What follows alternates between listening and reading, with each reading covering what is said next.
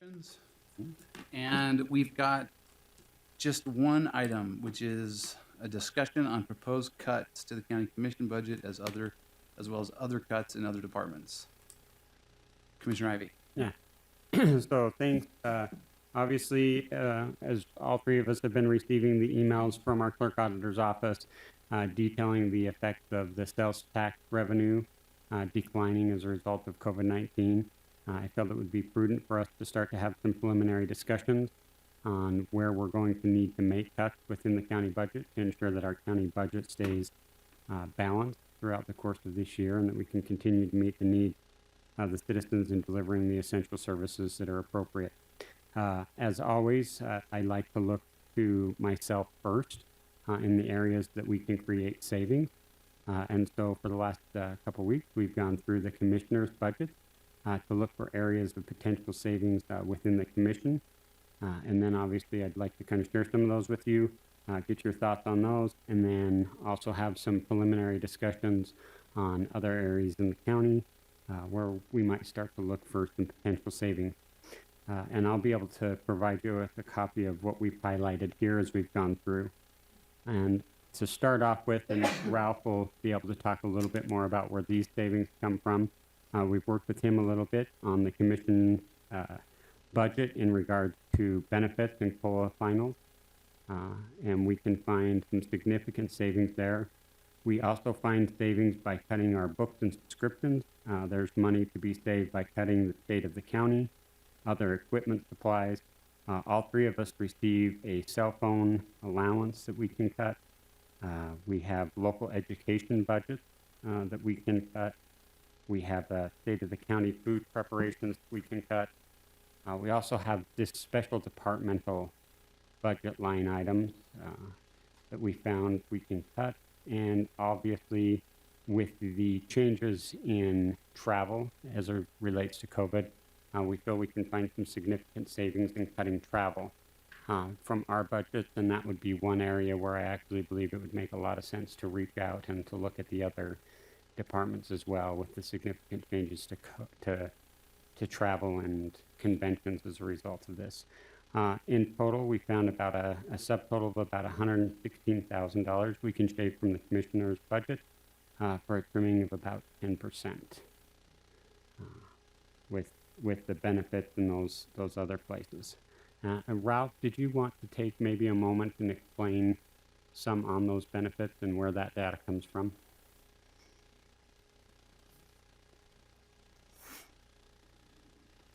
So, the numbers I have, provide for some savings. As far as wages goes, the commission is running pretty even.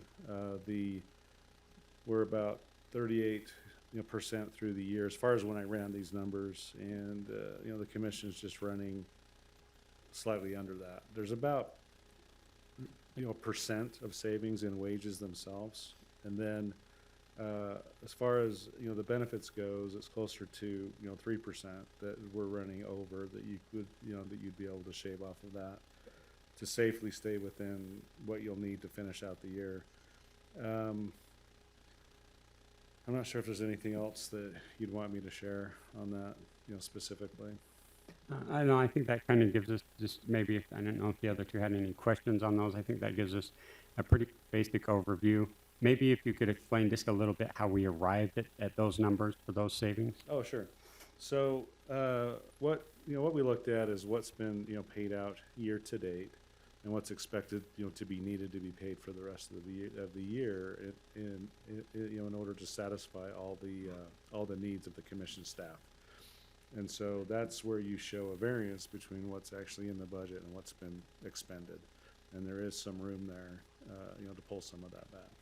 Yeah, it's pretty simple math actually. I did find similar results in some of the other departments, but I am still working on that to get it down to a level where we'll actually have some usable numbers on that. There's quite a bit of data to go through on that one. Right. So Ralph, Go ahead. question for you on that. Typically, when you put a budget together, not knowing what, you kind of put a little bit more in just because you never know what's going to happen. And that's what budgets, usually, when we refer to budgeting, it's kind of our educated guess on what's gonna happen in the next year. These monies that you're talking about, I mean, I have no problem in looking at them. I think they're kind of peanuts is what we're talking about on overall budget stuff. It's minor things, but still, it does add up, a little bit here, a little bit there, which I'm fine to take a look at and see what we do on it. But even if that money wasn't spent all the way through the year, it would just go back into our general fund. Yeah, that's, I believe how it usually works. Is that, correct, Deneen? That's Yeah, I'm pretty sure the overages just stay in the general fund. Yeah. The thing that is, interesting that you just said about about having the extra in the budget, especially in the commission, the wages are really close because it's pretty easy to figure the wages for Right. the group because they don't really change. The benefits generally in all departments have the most flex because we do plan for worst case scenario. And when I say worst case scenario, I mean like family plan, Right. benefits and such. We try to get as exact as we can, but they change throughout the year. So I found generally the county as a whole is off by about, when I say off, ahead by about 3.7% on the cost of benefits. And dollar wise on that turns out to be about what? Well, let's see, our benefits. And I totally understand why that can happen because, like you said, it's easier for us to budget on a set number, be it a family plan when individuals come back and they're not on a family plan or they Yeah. opt out of it, and so that's easy to see that. And It changes throughout the year. I totally get that we're probably budgeted higher than and that's pretty typical from years It is. past. It's about $120,000 Right. that we're over in benefits. When I say over, where we Countywide. should have Now- excess. Now, on that, like on our commission side, we know what our staffing is, right? And so there's not risk there, but in other departments, is part of that, is that just overage? I mean, is part of that potentially due to unfilled positions that Oh, could yet absolutely. be Oh, yeah. filled? Yeah. So that's absolutely. where that would be harder to cut. Right. Because you don't know. That's exactly right. That's actually the larger source for the rest of the county is the unfilled positions. So when we look at it as a cut, it's a management, it was a management decision, not necessarily that we're looking at cutting. I mean, we could cut it back, but if we found out that we were in, not necessarily, I'm not talking about commission, because I think that one's a pretty easy one for us, but others, if we cut it back to a expected level now, we could run into problems into the rest of the year if they hired on and we had more that would come on, they would have to put more money in. Right. So it's a managing tool. It is a managing tool. Unless we're more aggressive with our hiring freeze and don't hire new people. Which Right. is, And which that's- would, yeah, that It's a actually. managing option. Yeah, That's that a would have- managing option. Yeah, that would have a significant impact on our outlay in both wages and benefits if we had a hard hiring freeze. So, I mean, in terms of the commission cuts, the items that I heard you mention, Commissioner Ivy, I don't think I've really spent anything, maybe an insignificant amount in Right. that account. So I agree. You can start at the top, ask other departments. What's interesting right now is about this discussion is I think this is just a preliminary conversation. It is.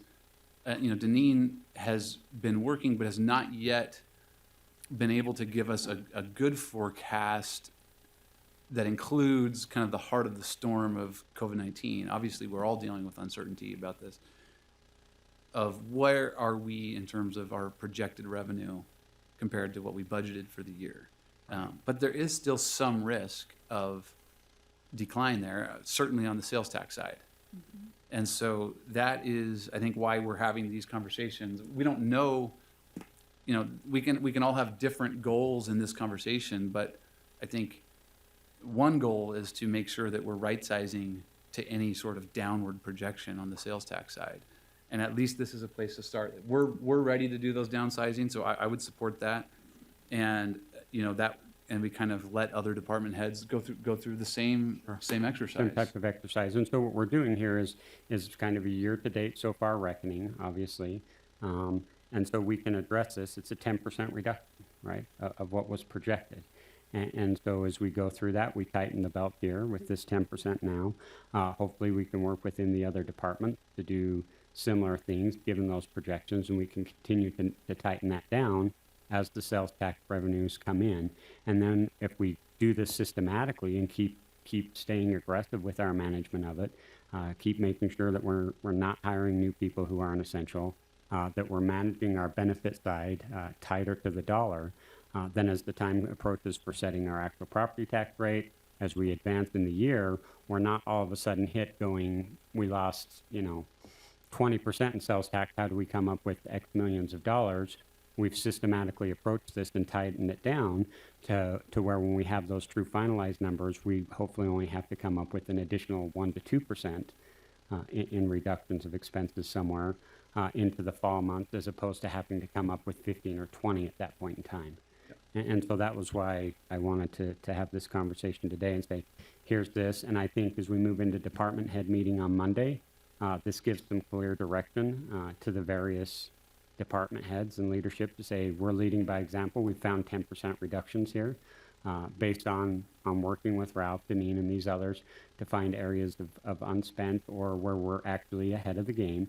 And so we can start to tighten and screw those things down to be appropriate moving forward so that we're not hit with a big lump at the end of the year. And I do think it makes sense. I mean, we should probably, obviously, this is not a meeting where we're taking any action, but I do think at least on the travel side, that makes sense to kind of roll that through every department. I mean, clearly, they're just, even conferences that were planned to attend, they've all been canceled. Right. Deneen, would you have any kind of a guess on what that would look like? Sure. I ran some numbers just for comparison. In 2019, in April of May of 2019, the county, this is just the general fund, spent $30,700 in travel expenses. For the same period in 2020, it was $6,600. So a very significant decrease. Right. And I agree. I think that, having this conversation is great. I also agree with Commissioner Ains that we're in the preliminary stages of knowing where we're at. Our county option sales tax is actually positive, which is kind of an interesting one to look at when it comes out positive. We don't know because we only got 3 months so far, and the third month is just projected. So I get that. There's a lot going on there. But also, since I did run through some numbers on it, talking about the commission itself. We also, if we're talking about essential services and so forth, we do have a contract with the PIO that maybe we should put on the table to talk about. It looks like there's about $16,599 of remaining travel if we were to cut about $5,533 each from the commissioners themselves. And then you went over some of the numbers that you had with the office supplies and printing in there, and I think there's possibly $3,900 on that. The cell phone stuff, there's $3,000 there. I don't know if any of us take that. It's just money that sits there. Yep, There's those are none the of ones us that I had. take that one. There's the United Way Day of Caring. I don't know where that's going to go. Typically in the past, we have funded that one at about $200 or $300, maybe $500. We have $1,500 in that one. But again, a lot of these are really small stuff. We have, meals on here where there's, meals and so forth. There's $960. I think that can be looked at. There's a lot that we can go down through and go with. Just realizing, I know we're calling them cuts, which we can do. But even last year when we didn't use, like, for instance, the cell phone one, it just went back into the general fund. So it's not, we can cut them out of the budget, which is fine. I don't have any problem with that in looking at that and doing that. But I just want to make sure that we have the definition straight on what cuts really are, because there's a lot of other major things that I think we can look at when we talk about we're halfway through a year right now. And we have in a restricted account, we started with $5.1 million. We've only spent $200,000 out of that restricted account.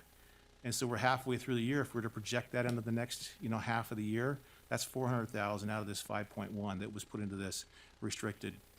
So I want to understand that. Like, when you say just goes back into the general fund, are you saying that that's, like, not important? I mean, what it does is it increases the surplus. It automatically does that. And we this is going to be the first year in 4 years where we will have a surplus, right? And so I think it's important to maintain a surplus. And, you know, and we also need to add to our reserve. I mean, right now, I think technically at the start of this year, we were not in compliance with our debt policy, or sorry, our reserve policy.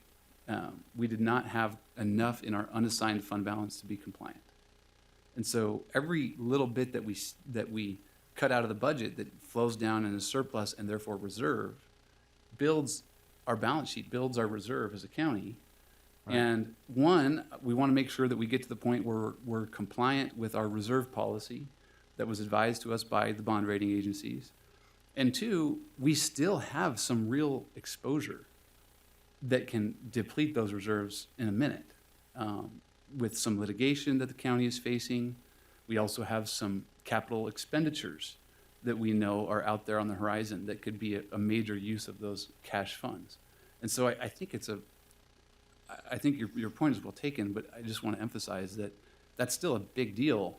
If we can cut out of the budget and it flows into our reserves, that's a major priority for the county budget. Yeah. But taxes were raised, you know, to a point to where now we're putting money in there. You know, this $2 million that was put into the fund balance, you know, for rainy day. If there's a rainy day, this is a rainy day. We've got a rainy day system going on right now. I mean, this pandemic is a rainy day. So we got that in there. You have $950 that were put into capital projects. And I've advocated all along, why not go to the people, if we're going to do a capital projects or whatever, and ask to see if we can move forward. We got $1 million sitting in there. And when you're talking about risks that are out there, judgment levies happen all the time. I mean, if we need to have a judgment levy in place because we're sued or something and we have risk that comes back, there's a judgment levy. There's always processes there for us. And so I just want to make sure that we're having the conversation all the way through. Again, I'm going to go back to a few of these. I'm okay in saying, okay, if we're going to eliminate travel, of course, there's some travel we can't eliminate, like extradition. We can't eliminate extradition. That has to be something that's on there.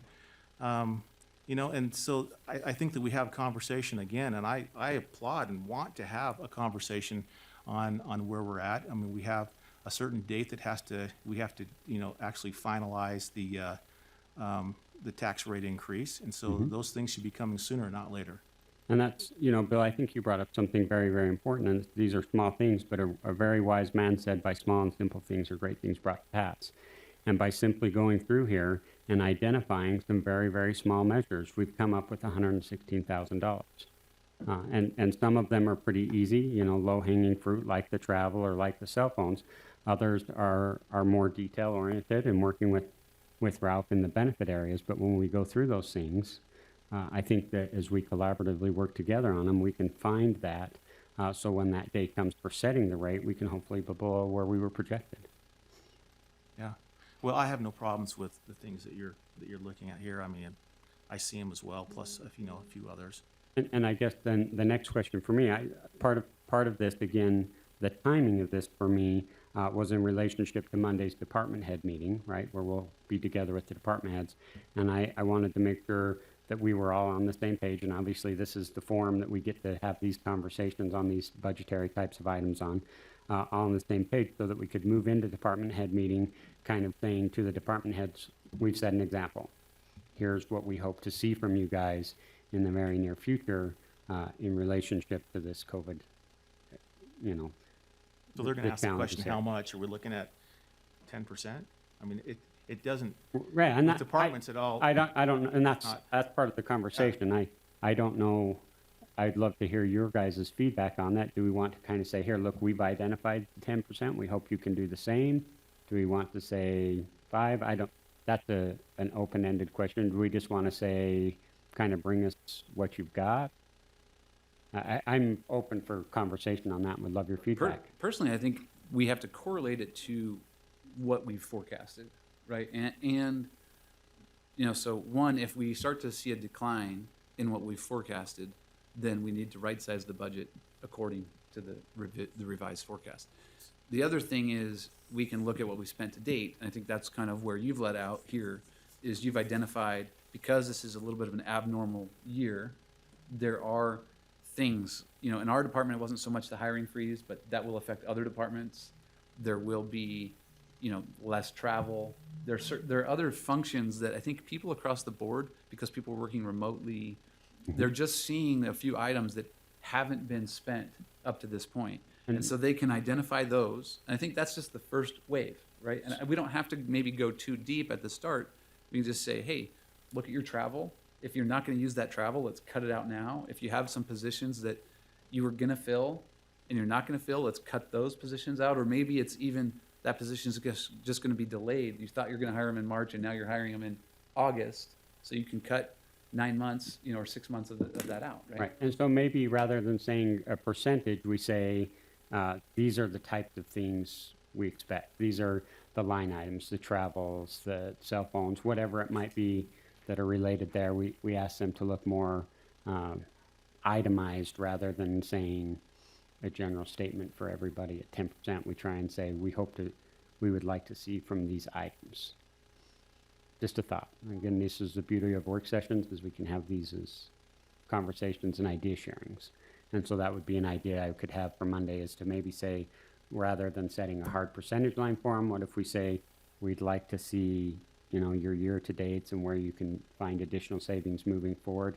And part of my thought process is, like with the working remotely, I think we could maybe tighten the screw a little there and find out if it was cheaper to have these people working remotely, right? And freeing up some office space. And so I think that while we focus on cutting and making sure we fall with what's anticipated as a shortfall in our sales tax, that we use this particular experience to find ways to be more efficient. And I think that we're seeing that throughout the world, right? As people have had to adapt in the ways that they do business, they've probably in some instances found that there are more efficient ways to do business, rather than having big office spaces or things like that. As Bill, you mentioned the capital fund.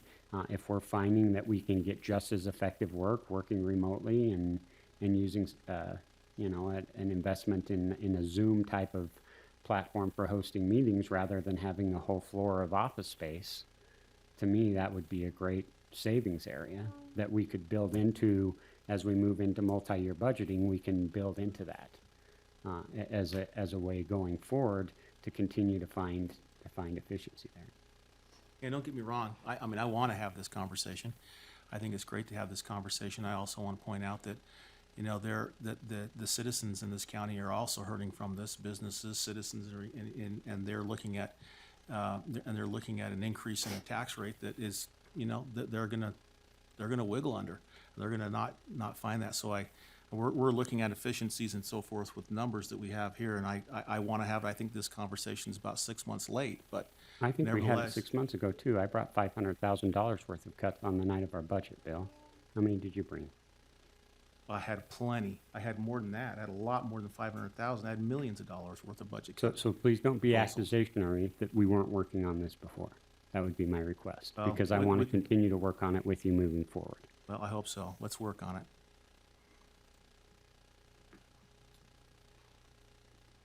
Okay, anything else on this topic?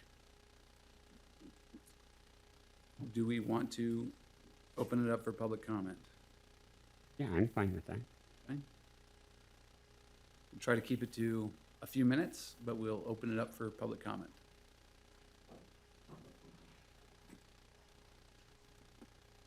Deborah Herbert from Mapleton. I just heard you have a conversation that you ask your money people to make a projection on what the cuts were. And the minimum on those cuts were 10%. And now I listen to you have a conversation saying, we don't want to go to our department heads and say minimum cut 10%. We want to give them some kind of general guidelines about what they think they might want to cut. If you're making data decisions, data-driven decisions, why are you throwing out the data? That's a question I have for you. We don't have all the data right now. Yeah, I think Well- we're trying to compile that, and I think that's, At a minimum. in answer to your question from my perspective, I can answer that very easily. In the context of a work session, why I love these is because given the three of us can't get together anywhere else to have these Right. budgetary type of discussions. We're just simply having an open flow conversation. And so we didn't really, we're trying to find the best path forward with the three of us working together. And so that's why both of those ideas were shared, because from my perspective and opinion, when you share ideas as a group, as a collective body, you generally are able to come up to the right solution rather than hardlining on we have to do this or that. As we each can freely express our thoughts and ideas with one another, then we can collaborate in this type of setting and find what is truly the best uniform idea between the three of us. Because I think all three of us bring perspectives and points that are important and needed. And so when we can have those, that, you know, we can say, well, what if this or what if that, then we can work together to find a way forward. Commissioner Ainge, what I heard you say was, rather than saying, okay, to this point, we're looking at a 10% decrease, let's just say to the departments, can you kind of come up with stuff to cut? Kind of come up with stuff to cut is not an approach. I mean, I can't kind of come up with stuff to cut from my household right now. It's just, I have so much money, and so I make a decision about where I'm going to cut. I don't hear that kind of commitment from the three of you together. I hear kind of, sort of, but I hear, gee, we really want to still protect the risk management. We still want to protect the rainy day fund. And I can kind of understand that. But through my mind, and I have 7 children who are employed with their families. None of them lost their jobs, okay? But I'm looking at the kind of sacrifices they have to make in their jobs, and some of them are very high-powered positions. And I'm not looking at anybody out of the 7 employed heads of household that I have who's getting an increase of more than 1% over last year. And I'm not talking, you know, excuse me, but I'm not talking to anybody who's in the service industry as far as serving meals is concerned. I'm talking about supervisors, I'm talking about high-level management people, and nobody is doing more than 1% because the money's going to the COVID-19. And people can expect those kinds of cuts. And so I don't think that your position ought to be kind of, maybe if you think you can come up with something, we'd appreciate it. Because that's not how it's working right now. And the other thing that I just have a question on is, tell me why you do not have a hard moratorium on hiring. That's just what I'm throwing out there. Sure. Okay? I'm happy Because I to. don't see anybody with more than 1% increase across the 7 households that I have. Deborah, thank you for your comments. I'm happy to address a couple of them. You know, one when it comes down to leadership, you know, there are some situations where, you know, you use the 10% number where I think doing across-the-board cuts might make sense. You know, for example, if we were a business, I think that's a fair comparison, and our revenue were going down by 10%, then in order to stay profitable or to not run deficit spending, then we should just say across the board 10%. That's not happening, right? So what this conversation was we're actually feeling like right now the revenue may be somewhat similar to what we projected. We're not exactly sure where the decline is. And so we have a responsibility, at least from my perspective, to set a responsible budget. And so part of that is making sure that we have covered the most essential services.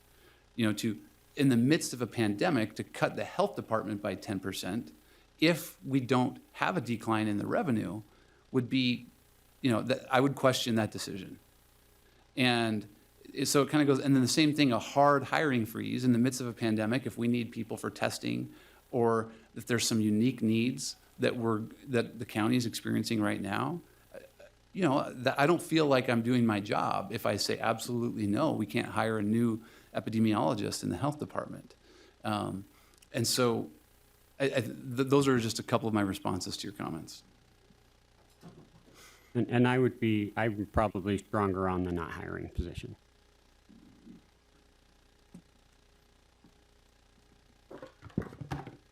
sorry, and that's a fair point. Like, I do also like your point of not hiring. And I could be stronger on not hiring generally, but a hard cap that doesn't contemplate any very unique circumstances, I think, could be problematic. And I think we're talking essential employees there. Right? We shouldn't be hiring, definitely shouldn't be hiring outside of essential employees. Outside of our staffing, our current staffing plan that we had at the start of the year, I don't think we should be adding new people. Good afternoon. I'm Julie Blaney. I think you all know me. I represent 23,000 people of Utah County that signed a referendum to put the question on the ballot, did they support a 67% tax increase? And you all know what happened with that. I've stayed very connected with small business owners in Utah County, and I still feel that your words sound very disconnected from what's happening in the county because you all get a paycheck. And your employees are sitting at home and you haven't made any cuts to the county. So the businesses are operating at about 30 and 40% in the county, and they're still going to have a tax bill come up.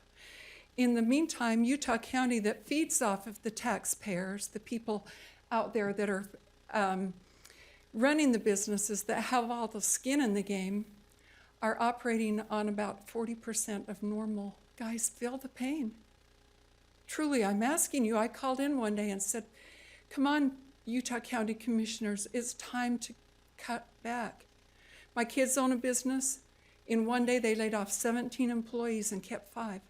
This is what people who earn the money have had to do to stay alive. What have you guys done to stay alive? You haven't cut any employees. Let me just finish. Okay.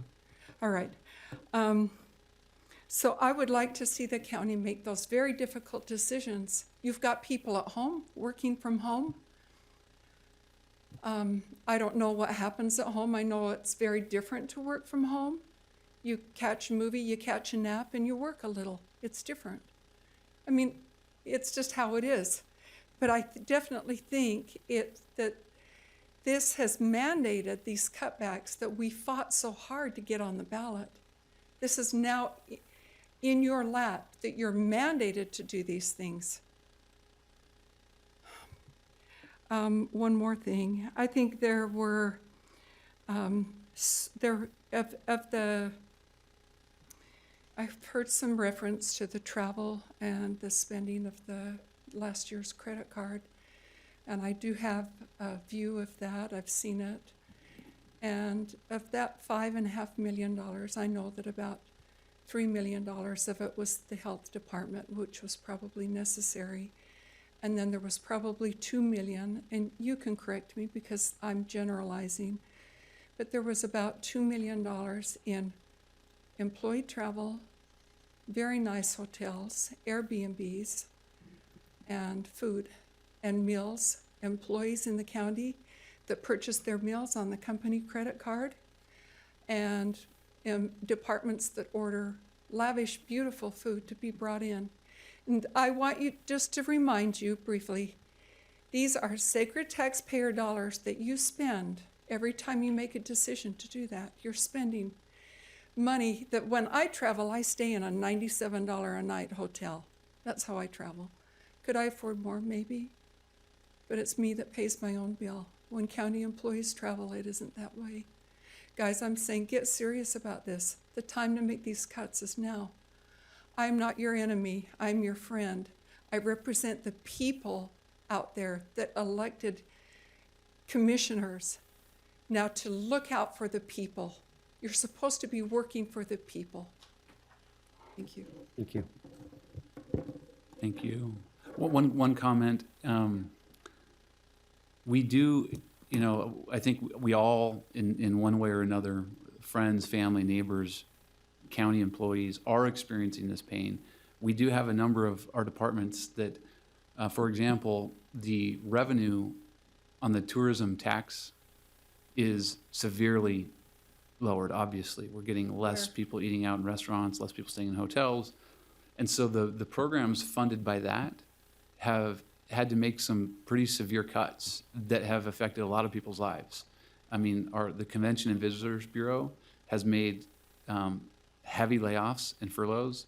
Our Utah Valley Convention Center has had to furlough a lot of their workers as well. So The largest reason for canceling the fair was financial, because of the TRCC monies being that short. And so then when we get to the general fund, it's a little different in that, one, we're not necessarily seeing the revenue decline, and also, what, 80% of our revenue is on criminal justice related services and elections. Okay, and so that's where we have to ask ourselves is, okay, and then you add in health department and drug and alcohol, and you say during a time like this, those essential services, are those things that the county residents would like us to cut at this time? Are those essential services? But I do appreciate your comments, and we always are looking ways to make them more efficient. But I just wanted to be clear that those areas that clearly are seeing declines, there have been cuts. And other areas are just essential government services that do go on, and we have to run an election regardless of how the economy is doing. But you've referred to vital services, and I know Utah code protects vital services. So say, for instance, there is a severe cut in, there's a real problem.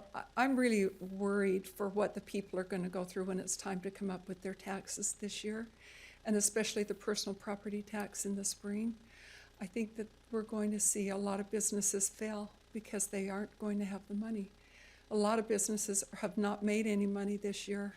In fact, they're near bankruptcy. So guys, I think that money is going to be, it's going to be hard to see that money come in. But the county, again, I think I understand. You've got a budget, Tanner, and you've got to know what money is going to come in because you've got things you need to pay with that money. But we're going to see more devastation amongst the people of Utah County because they're not going to have that money, and there will be properties lost or foreclosed upon because they won't have the money to pay their property taxes. And I Julie, that's such a concern, and it's my hope, and that it's important that we work closely with the clerk auditor's office, and that those people that are in that situation can apply for the tax relief that's available to them. And I would concur with you. I have fear that we will see that, right? It's a part of the world we're currently living in. And so I think it's imperative that we recognize that and that we anticipate seeing a need for those tax relief situations for the scenarios you just described. And that's why I also think it's very important that we begin now with the process of going through and tightening down our budget more and more every day so that we can lessen that. Then Nathan, I encourage you to make serious cuts. The cuts you suggested are menial and token. Okay, if we don't And I start somewhere, think- we don't get anywhere, Julie. I know. And this is by a small start. and simple things, great things come to pass. I believe that, and I know that's true, and that's what we're gonna do. Could I take a second and just remind Tanner of the meeting we had with Mark Oldham where he talked about department heads? If you go to department heads and ask them what they need, you know what they're going to tell you? They're going to tell you they need everything. You have to, Tanner's got a plan. I know if Tanner recalls that meeting that day, it was an incredible meeting. I'm sure he's got some great ideas on how we could give department heads a lesser budget and tell them, what can you do to live within this lesser budget? Okay, thank you, guys. Thank you, Julie. Just as a comment, Deneen, I think that might be helpful information for this is, we talked about one of the forecasting issues being sales tax collection. And I know that's kind of preliminary, but right now we're kind of forecasting flat to slightly down. She raises a new point of collections. I know you've done some analysis there of how did property tax collection decline in 2009, for example? Yeah, we were about 85 to 88%. Our property tax revenue is based upon a 5-year average, which the last 5 years has been about a 94% collection rate. So, It dropped about 9%. right. Okay. But you have to realize that over 5 years, it pretty much is 100% collection. Right, that would be accurate with the tax sale process. Thank you. Thank you. Thank you.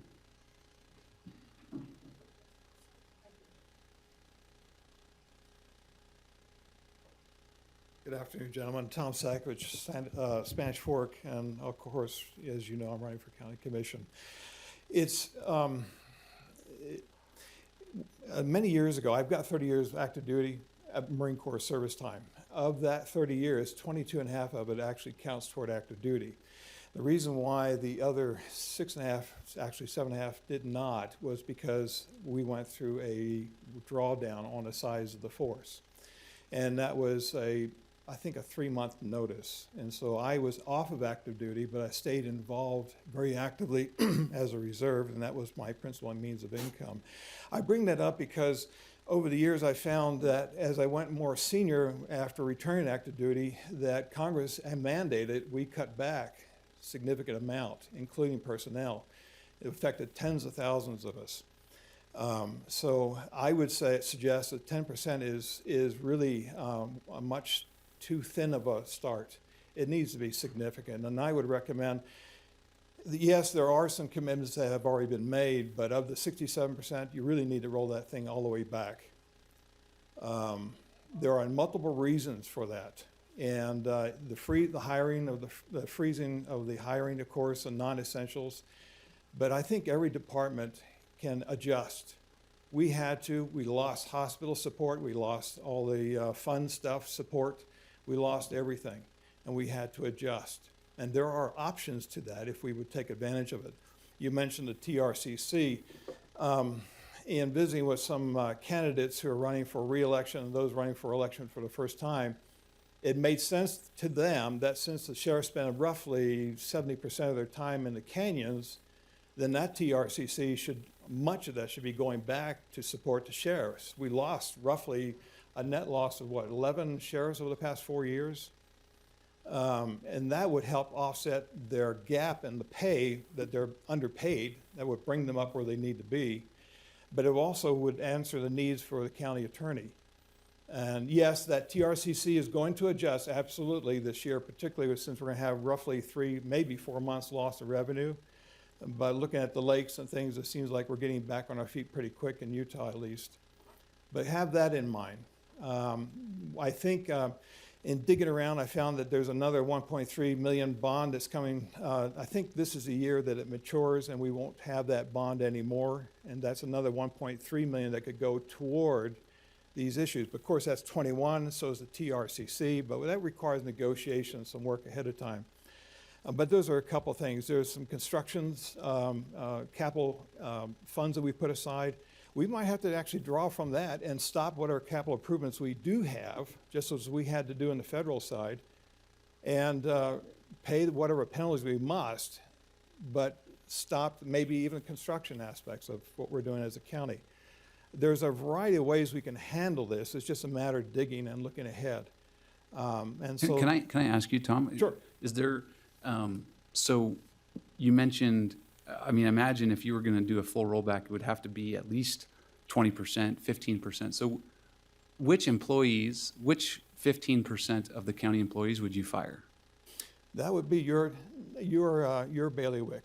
Yeah. Your department heads would decide that. Yeah. Just as I had to face the same thing in '91 and I was out for roughly 8 years, that was not a fun time. No, but I mean, I'm asking you, right? Because you're telling us that we should, and you're a candidate for county commission. So when you're here and there's 1,100 county employees, which 200 are you going to fire?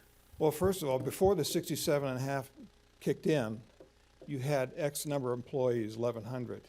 Did you gain more employees since then? I think we have more on the county attorney side.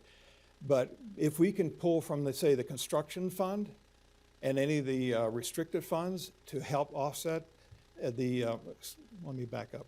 If we were to cut back even down to zero, and we were back where we were in 2019, we were losing money because the need in the prison was still growing because of population growth. You have more bad guys that need to be housed there.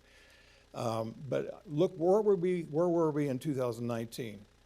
And you just simply say, okay, departments, you get to cut back. That's what they did to us in the Marine Corps. We had to decide as a Marine Corps where we're cutting back. So that's what I'm asking you, like, so which 100, 200 employees of the county would you fire? You tell the departments, this is how much money you have to operate on. You decide. It's not for you to decide which one person goes. You just simply say, we were here at this population level in the county before the 67% increase. If we brought it back to zero again because of what's happening economically around here, where were we then? Did we increase? Then that's what you're going to have to decide. Can you pull money, say, from the capital area and put it toward the general fund so you can pay and keep some of these other people? You might have to consider that. So Tom- And then work toward the other TRCC and other things, yes. So I respect the principle you're working under there, that we maybe fall back to a previous year, given the Yes. fact that the set rate, or the potentially set rate for our property tax is the same rate as we had when the county was actually operating positively before it declined year after year. Yes, Wouldn't it make sense then to reset our rate to that rate? yes. Well, that's what we did. I'm sorry. Go back to the mill rate we had in 2019 before the adjustments that brought it to 67. We set our rate back to the historical time when the county was operating in a black situation. And so we reset the rate to that date and time. And raise the 67. So what I'm saying is cut the 67% Because it back. had decreased, the percentage you pay in your home value had decreased over those years and gone down. So we readjusted the rate to what it used to be. So you're paying essentially the same percentage of your home value as you were in 2012. That's how property tax works, right? Well, Every no, year, no, your no. property tax rate goes down unless we go through the truth and taxation process. So there was no 67.4% increase for this year. What And I'm, property- what I'm the county talking government about is property that side. when we look at property taxes, right? Yes, By Utah state law, our property tax rate declines as a percentage of your home value, right? right? Yes. And so when we adjusted our rate this year, we reset it, if my memory serves me correct, to the year 2012. It was 23 years before, but yeah. Well, not, what you're paying, I forget the .000 whatever percentage it was. In 2012, what you were paying then is the same percentage you're paying today under the increase. And so I think it's important when we talk about property taxes to understand that process, right?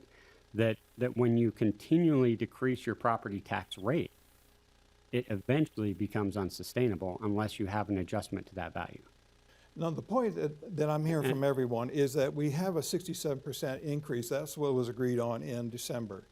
What I'm trying to help pass along is that we want to go back to zero, to whatever it was before. So drop the 67. And so what I'm saying is I'm agreeing with you in principle. We're going back to where it was when the county was actually functioning in a healthy balance, right? Because Are we saying with that there is no 67% No. tax increase? No, then? it's not what we're saying. What we're saying, Tom, is by Utah state law, if you make, say it was a 10% rate, right? Because it's an easy number to work with, on a $10,000 home, and your home went to $20,000. If you pay 10%, are you paying the same in property taxes? Okay, I hear where you're talking about, but what I'm Because saying by is that, law, if it goes to 20%, we have to reduce it to 5%. am I so that missing it something stays here? the Are we same. agreeing that there is no 67% tax No. increase? No. No, but what I'm trying to say is if we're talking in principle about trying to maintain a consistent rate and hold things steady, then we simply have to hold the tax rate steady as well. So Okay. Tom, if I Instead can, of can I jump into this dropping it conversation? year after year. And I've said this over and over and over and over, and I think we talk in silos. The problem is that back in 2009, maybe it was 2007, there was an adjustment. So before that period of time, we relied, Utah County government, primarily on property tax. But what happened was the state came in and said, hey, if you want to offset this, you're going to have to get sales tax instead, and get sales tax in there. Then sales tax, then you're going to have to cut back on your property tax, and that's how they allowed us to get these sales tax in place. In getting the sales tax in place now what's happening though, when we look back in a silo and say, let's look at property tax, we're discounting and not even looking at the sales tax. The sales tax was allowed for us to have with the basis that now we've got to look at it in a combination. So when I hear it over and over that look at the sales tax, the property tax, and the rates on there, we're discounting completely what happened back then in the way of allowing us to even get onto the sales tax. We actually cut property tax so that we could get sales tax in place, and now sales tax goes forward. We have to look at the whole picture, not Yes. just in silos, and say, look at the decline that happened in property tax, true, but look at what happened when we came with the sales tax coming in place. Exactly, and I'm glad you brought that up because that has to do with any judgment levies that we might have to generate through additional sales tax in order to cover a lawsuit. We don't necessarily need to put aside monies for lawsuits because there is a mechanism allowed by state law to allow us to adjust and raise taxes if necessary to cover those. And I'm happy, maybe we can differ of opinion, but in one of the most flourishing counties in America, to suggest that our long-term plan for our finances should be that we don't plan for the future, we rob our capital projects funds just to make payroll, we don't set aside money for litigation that we know exists, and we just deal with that when it comes. It's not planning, it's not leadership. That's my view. Yeah. I recognize there's other views, but I don't think that would be responsible. Well, I see your point on that, but the problem with is government officials are supposed to actually work so that they have the people in mind. They're not worried so much about having a bankroll that's there for a rainy day that's happening, other than fires in the mountains or floods or extended blizzards that we have to Which clear we up. have from time to time. Which we do, and that's why you have the reserves, and that's why we're concerned about the reserve dropping down because of the growth of the population in the prison. But the alternative is that we drop the 67 back to where it was, and we'll have to talk later more in detail, Nathan, on that one. But drop it back to where it was and look at the other alternatives that are available, maybe not immediately like TRCC. If we get working with the legislators, with the new governor when he comes in, and say, look, 70% of our sheriff's time is out in the mountains. So that affects both our county attorney, that affects our sheriffs, it affects their payroll, their training, their equipment. There's a lot there that we could get out of the TRCC on a normal year that we can't get to right now, but we can do it later. It's just, I'm saying, roll it back to where it was, get back to where our county employee level was, and then let the departments decide how they're going to adjust to the new realities of that. That's what I'm suggesting, not for you to say which department you're going to do which. So if you rolled back the tax, you would then fire 200 county employees. So you've hired 200 more. No. The county was running a deficit in 2019. That's the problem, is the county's been running a deficit. So this was not an increase. We had to do a tax increase, and that's the tax increase that Commissioner Lee supported, was we had to have a significant tax increase just to run a balanced budget with the existing expenses in 2019, rolling it forward, right? And that's where I think we keep missing on. The TRCC, the incoming. Okay, but you don't get to just move money around No, from no, funds no. that the law doesn't allow you That's to. why I said we have to negotiate with the governor, with the legislators, with the other. And have you done that? No. Right, and so what if you started the year? You should be doing that. That's What I'm if you saying started the should be year doing. and you didn't, and we have, but what if you start the year and you are living with a certain amount of revenue? You have to make a decision of what to do with it. Now, I want to ask you another question. You mentioned, so do you feel like our deputies are underpaid? Yes. Okay, I was told that 2.5 years ago. so hold on. So you want to cut, you realize that if we were to do a pay increase for our deputies, it would be the single largest expense. Because they, Right. between the deputies That and would the probably county be more attorney- than a 67% increase. There wasn't a COLA this year for deputies. No, it doesn't have to be 67% going and then do the immediate jump. We can gradually raise it, just as has happened to the Marine Corps or any of the military services. We had minuscule pay raises for years. And then we had one giant jump of 10%. That was a great thing. We'd never seen that much money come in 1 year before. And that was years ago. But the idea is you work ahead, see where can we get monies from the future, and then prepare by working toward that, not necessarily beating up people now. That's what I'm saying. Draw from the capital funds that you put in, that you build up, freeze any construction requirements that you see coming, use that money to take care of what your needs are here and now, and then cut back that 67%. So do you realize that nothing that you've actually said reduces the spending in the county? So that's where I'm trying to say, like, I would invite you to suggest one thing that would actually cut the spending, not just move it I from one just fund to did. the other. I What? just gave you that. Which one? I just told you, you cut it back. you No, tell no, the actually, you were saying slower increases. That actually still You're- you're- increases the you're budget. You misheard what I said. I said in the military, we had very slow, gradual increases for Right. years. Which Very, means very increased minuscule, like budget 1 or every year. 2% interest Right. amount. Very, very small. Which increases the budget every year. Exactly, exactly.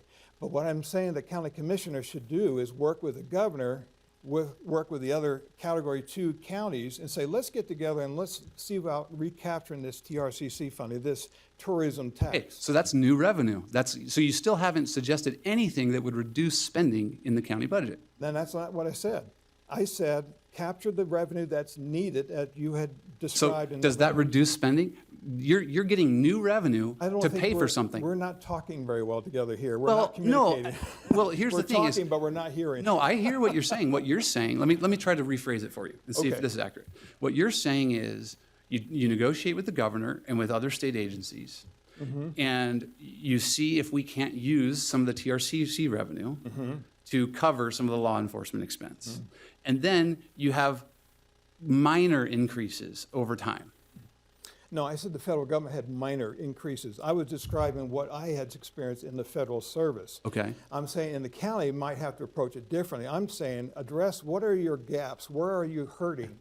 And then where can we get funds from without raising property taxes? Because ultimately, But you're bringing in new revenue. Okay, so if you're not saying, so where is the part, that's revenue. Where is the expense part? Which of the expenses are you prepared to actually cut? that would be for the, if you're talking about here and now, for this new environment we're in, I would say departments, you decide. You go back to 2019, January 2019, what did you anticipate you would get? That's where you would start. That's what we did to the federal service. But do you realize, again, and this is where I just think it's helpful, just make sure that, you're aware of the dynamic, that in 2019, if we had given zero increases to any department, and you said, all you get is what you got in 2019, that resulted in a 30-something% property tax increase. I don't- Because we ran a deficit in 2019. You know what, we're not communicating very well. Well, Tom, it's because, here's the challenge, is if you're going to run for this office, you need to understand how the budget works. I don't think you're hearing what I'm trying to say. I'm saying that you have to look ahead, work with the other counties, work with your legislators and governor, and say, we need access to these kinds of monies for our future needs. We actually need them here and now, but we need these for future needs. Our jail bond will come to the end of this year. That's another 1.3. Parts of that was a priority, been planned for something, but we can use that money toward it. And that, there's maybe other areas that we can draw from in addition to the construction. I'm saying use existing monies that are here now, go to our counterparts, go to the governor, and then let's agree and let's see if we can get those funds to cover our needs for here, roll back the property tax to where it was, get rid of the 67. We're covering our needs, Tom. That's the issue. We are covering our needs in the county. And so all of your proposals are just using other money to cover the needs, not actually reducing the spend. That's not correct, actually, because you have 67% is what you're projected to earn and bring in this year. That's coming from property taxes, homes, of course, businesses, business equipment, rentals will go up, of course, hamburger is going to go up because you got to pay for the tax somehow. So we're creating an inflation at the same time. The point is there are other options to fund the needs if we work toward them. That's what I'm trying to say. We didn't need to raise the property tax. That's what I suggested in December. I kept it much, much shorter than I am now. Didn't intend to. And I love that viewpoint. I'm always happy to engage with someone. Like, I actually was really wanting that discussion during the budget season, but there was almost nobody who ever proposed, and I still haven't heard it today from you, of if you're going to go to a lower property tax, if you're going to keep the property tax, then you have to reduce the actual spending by, $10 to $14 million. And that is where I could deal with, that's a reasonable position. Someone says, hey, let's not raise property tax, let's roll it back, and here is my concrete plan to cut $10 to $14 million out of our operating budget. Not take it from another account, but actually reduce. Cut employees, cut, at least that is a balanced budget and a fiscally responsible position. Again, I've said this several times, if we draw the money from elsewhere, we don't have any loss. So I think we're just not catching what we're So talking about Tom, here. and so I'm not sure if you're aware or not, but UAC, being led primarily by Washington County because they had a huge surplus in their TRCC's funding. And I've actually been working, with some good people there for a couple years on trying to get the legislature to allow us more flexibility in that spending. Good. That's good. Particularly with the roads, right? Because tourists Yes. have an impact on our roads. They beat Absolutely. Washington County's roads up a lot. Absolutely, yes. You know what the legislature and the governor said every year? No. Well, that's why I say we need to work with our county counterparts. We need to work with the Well, new governor. We have been. The new legislative leaders So- that will be coming in and readdress that and say, look, guys, 70% of our sheriff's time is in the canyons, in the parks, protecting the funds that are coming in. Our county attorney is then defending and prosecuting those criminals out of those areas. That does affect the roads, yes. So we need to have access to it. In the past years, it was $10 million, rough or plus or minus, in TRCC. That would go a long way to the county budget issues.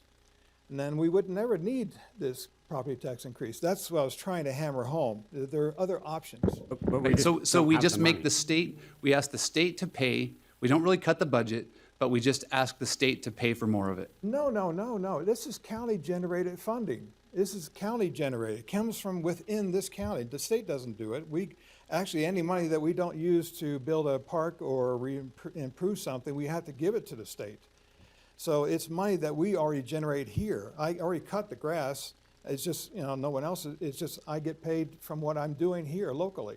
So that's the point I'm trying to drive home.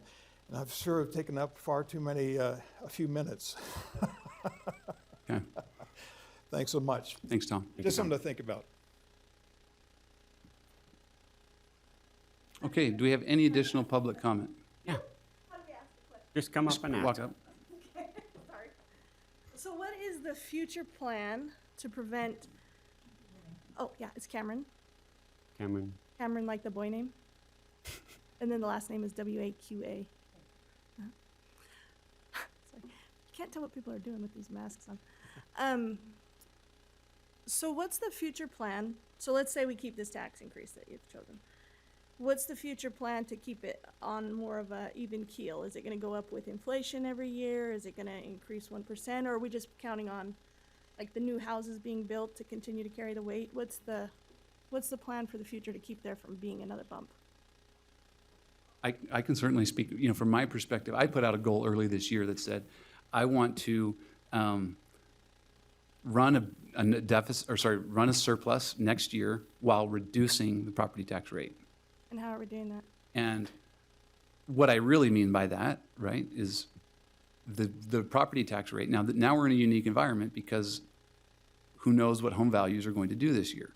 But in historically normal environment, if there was a slight increase in overall property values in the county, the tax rate would automatically go down. Increase because of, go down? Yeah, because that's how truth and taxation works. And so basically, it's the same thing as saying, we're not going to go through truth and taxation, right? So what, And I think and that was kind of the point. I understand Commissioner Lee was making some good points today but that's where, when we build the reserve capacity and we build that surplus, then we have the ability to not need those increases further into the future. So We can that's what let the that truth rate and continue to taxation is? decrease. Now, I'll say, I do not think it's sustainable tax policy to let the property tax rate decline year over year over year over year. Last time, we let it happen 23 years, which is kind of unheard of even in the state of Utah. And so I think periodically, you have to do a minor adjustment.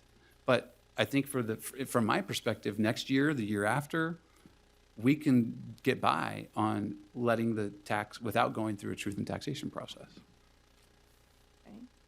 I think the next component, and I think this is something all three of us are very committed to, is developing more multi-year budgeting practices within the county. We've worked with Amelia on that. That's something she's a strong proponent on, so that we have a better plan for a longer period of time. So rather than just essentially living paycheck to paycheck in the county, that we actually start to develop some things out, 3 years, 5 years, maybe even 7 years down the road, so that we have a better long-term plan on projections. Now, obviously, the farther you get out, they're going to be a little less accurate, but I think it gives you a better direction on where you're going rather than living paycheck to paycheck, Okay. so to speak. And so I think that that's a critical component. So do And we I thought, I unders- like Dave Ramsey's model, right? You have your $1,000 emergency for your car rental that you don't spend out of unless the mountain catches on fire, so to speak, right? Okay. So we have that sound policy there, and then we start to budget out a lot farther. So I think I've misunderstood something for a long time, and I think it's a general misunderstanding for us laymen. So I've always thought the more houses built or the more value of the home, automatically, let's say we're taxed at 10%, that 10% would always go up. So truth in taxation offsets that. Is that correct? Yeah, so the easiest way for me to explain it, and this is very simplified for a somewhat complex law, but it's if your home value is $10,000 and you pay 10% property taxes, right? You pay your $1,000. If your home value increased to $20,000 by state law, you'd have to reduce your property tax rate to 5% so that you paid the same They're $1,000. paying the same cash. Yeah, Okay. and that, there's some slight variances in it. That's why when you go home by home, you're gonna find some people who might spend $10 more now than they did 23 years ago to the county, and some people will actually spend a little less to the county than they did 23 years ago, the last time the property tax change happened. And I think where a lot of confusion comes in for people, and I totally get this, is when I look at my property tax bill, I don't look at my county portion. I look at that very bottom line. And because of the school districts, that very bottom line has gone up year after year after year. And I think that's another area where people get confused, right? Because it comes from, your property tax comes from the county, you pay it back to us, but the largest percentage of that goes to your school district, who have raised your taxes year after year, while Utah County has, for 23 years, allowed that rate to decrease. So where does And the Cameron, one clarification about that is, how Commissioner Ivy described it is exactly what happens for all of the existing properties in the county. But you also asked about new homes. When new homes are built, we do get a growth factor on the new homes. Okay. So there is some additional revenue that comes from that. But for the existing properties, the rate continues to go down, like he described. So is the truth in taxation law, is that a state law? It is. County law? Yeah. Okay. Yeah, it's a state law, and it's actually a law I like, because I think the law inherently restrains government, which is always a good thing, right? And so the law within itself, I think, is a good law. So. I'm going to jump in if I can again, and I'll say it again. I'll keep harping on this. Before a certain time, and I don't remember the date, so don't quote me on it, but primarily the county relied on property tax, a lot of property tax. So the burden that was met primarily on property tax. When the state shifted and we shifted to sales tax as well, and we wanted to have the shift to sales tax, the burden on property tax decreased because sales tax took up part of the burden that property tax was holding up all on its own. And if I understand right, the philosophy of that is tourists will help pay more. Is what? That shifts some of the burden to tourists or E- whoever's well, buying. everybody who kind of volunteer, if we talk taxes, I think sales tax is one that's kind of a little more morally justifiable, because it's voluntary participation in the marketplace, right? And so one of the nice things about sales taxes, from my perspective, if we're talking, if you can use that in that sentence, is that everybody kind of contributes to it, right? Whereas with the property tax, it's just the homeowner, right? Yeah. So people who come into the county, who are shopping here, drive in Using from the surrounding roads. counties, using the roads, all those kind of things, they all contribute through sales tax.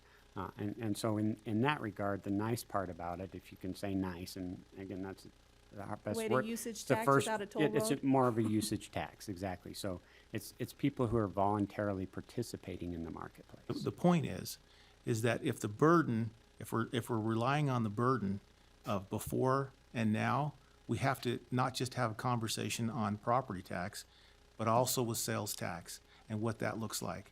when it looks like, what it looks like in the way of increases, which we've had, if we do that analysis, our sales tax has been up quite a bit.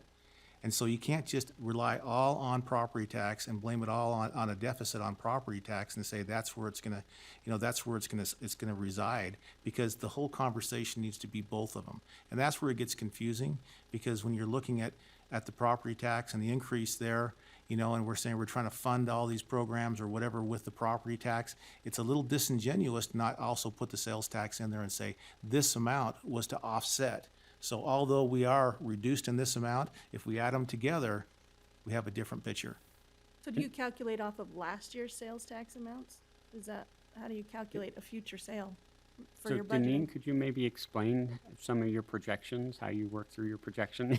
I know that's a big can of worms to open. It's an art.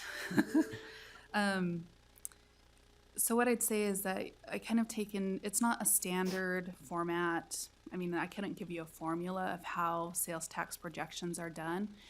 What I do is I take into consideration sort of what's happening with the environment, or what I know may be happening with the environment. I mean, going into 2020, there were some predictions that there was going to be a scale back in the economy. And of course, this was before we knew anything about the coronavirus.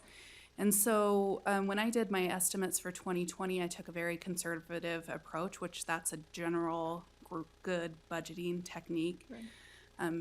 So I think we ended up at about, once we got our final 2019 sales tax distributions, which just happened at the end of February, the 2020 sales tax revenue is about a 2.2% increase for the county option tax, which is the larger of the taxes. That's a 0.25% sales tax that's done countywide.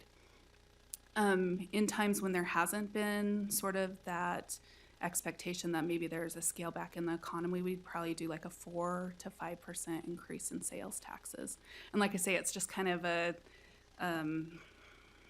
just taking An educated information guess. and an educated estimate. So are you an economist, or you just have to figure it out with the job? Well, I'm an He's just really accountant, smart.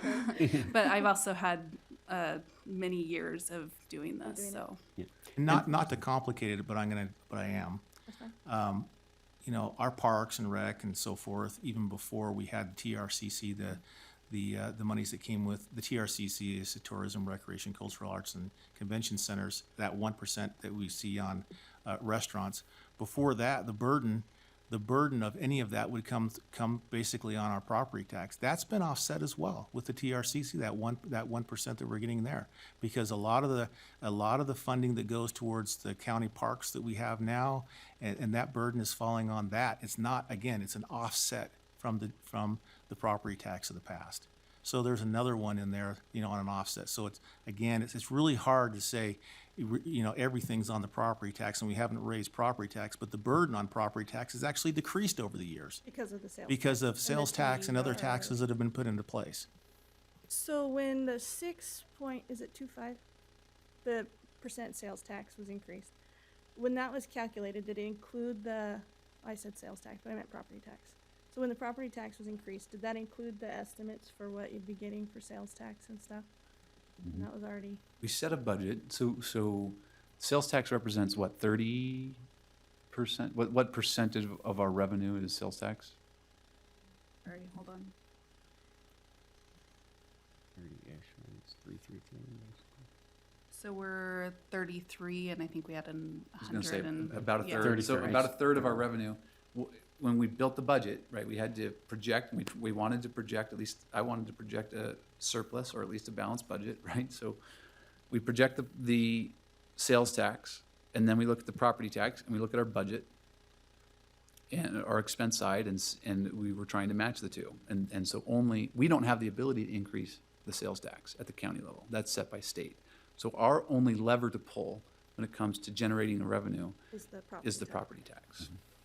And I think, and I appreciate Commissioner Lee's comments on the sales tax, and I think to circle back to the context of this agenda item that we're discussing, that's part of why we're here today, is the vulnerability of sales tax, right, to pandemics or to declining markets. And so when you're relying a third of your budget on a sales tax number, and those sales tax revenues decrease, then you instantly come back into your budget and you start to find the reductions and savings there. Because we recognize that sales taxes are going to vary to some degree, and obviously this year they're varying probably a good bit.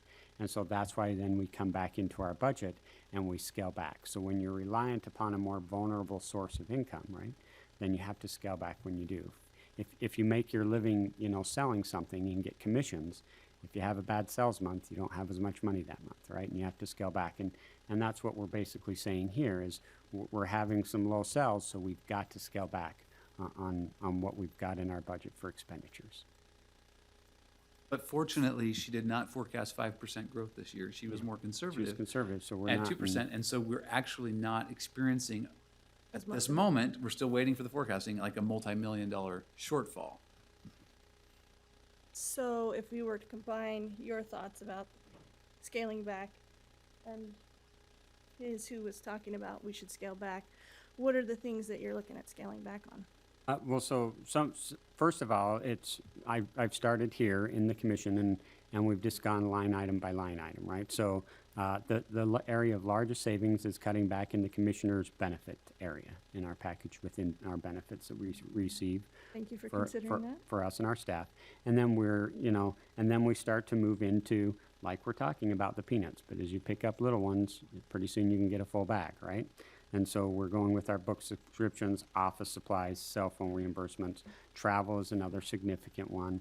Specialty department supplies, shredding services, any of those areas that we can really start to scale back to keep us more in line with what we're seeing as a projection. Obviously, if the projections come in worse than anticipated, then we're going to have to come back through this and do more. But this is where we're starting. So do you guys think you looked at the peanuts before increasing the sales tax? Or picking up the peanuts? So we didn't increase the sales tax, but maybe you meant I mean, property yeah, tax. I mean property tax, correct. So that's why we eliminated a lot of things like Miss America, our participation in the Miss Utah County pageant. We scaled back, we had like a STEM educator program. We felt like that was a duplicated service and not an essential county service. So we cut that out. We used to fund our county fair through the general fund, and we moved that to TRCC funding because we felt like that's a more appropriate revenue stream. And then obviously because of the shortfall in there, was the driving factor behind, deciding to postpone the fair.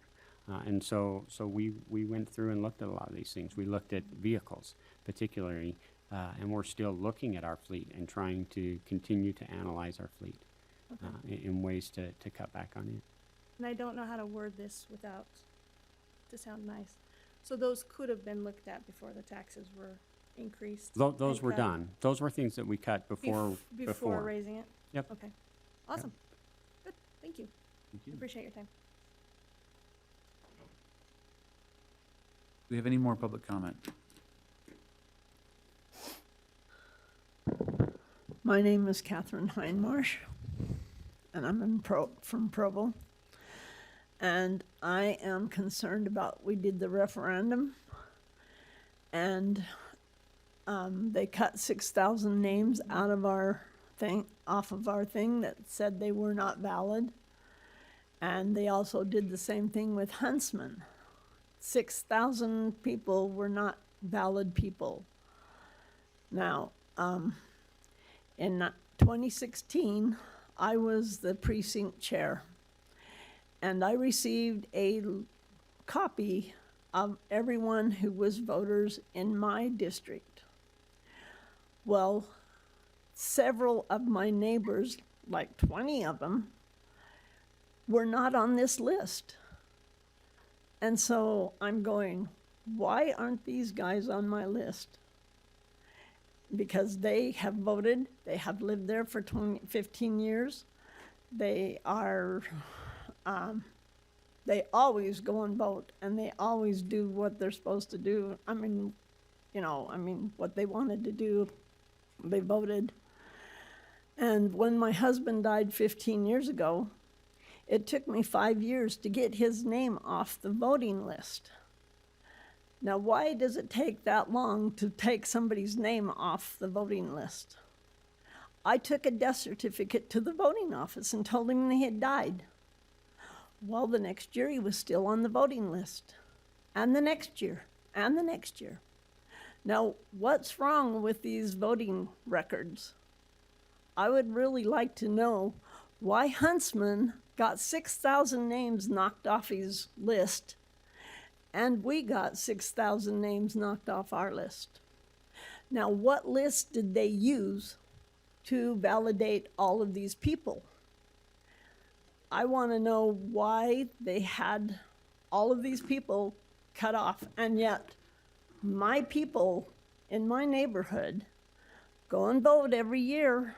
They still get their voting by mail, and yet 6,000 people in Utah County have been eliminated off the voting record. And yet they said people, when we asked them, are you getting your voting stuff? Yes. Well, apparently 6,000 people of them are not real people, or else they are not able to vote. And I'm wondering why Huntsman had 6,000 people that he couldn't get. I mean, that they took off the list, were not validated. And the referendum had 6,000 people. There's something wrong with the voting lists.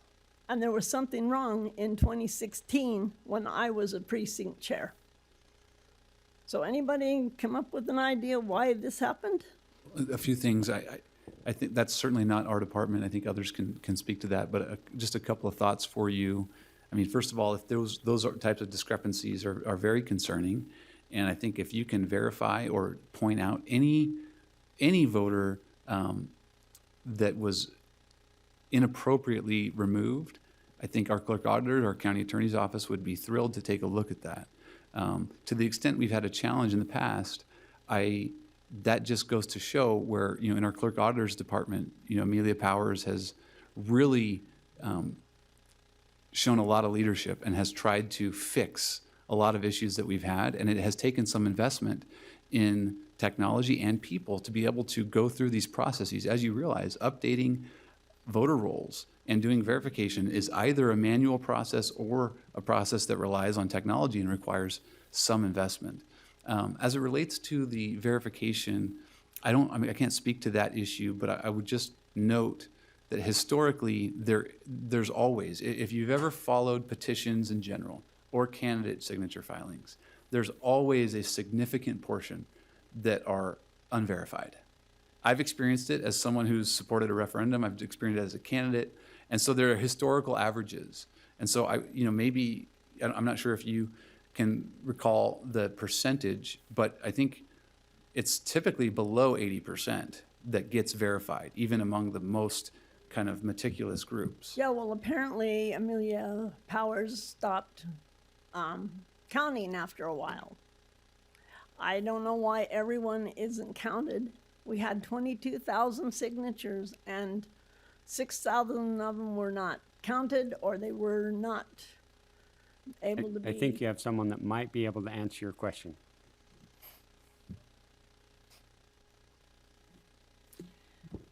Hello. So I wanted to address your questions. The first one about your husband who died 15 years ago. We had a very different processes in the clerk's office 15 years ago. 15 years ago, we had a different clerk.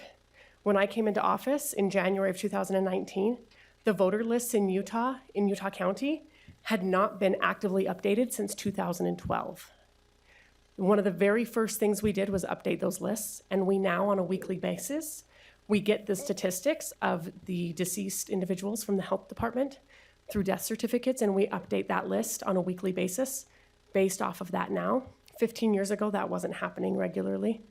So but that's in December unfortunate. and January, those signatures were still valid, and people told me that they were So voters. I was addressing the situation with your husband.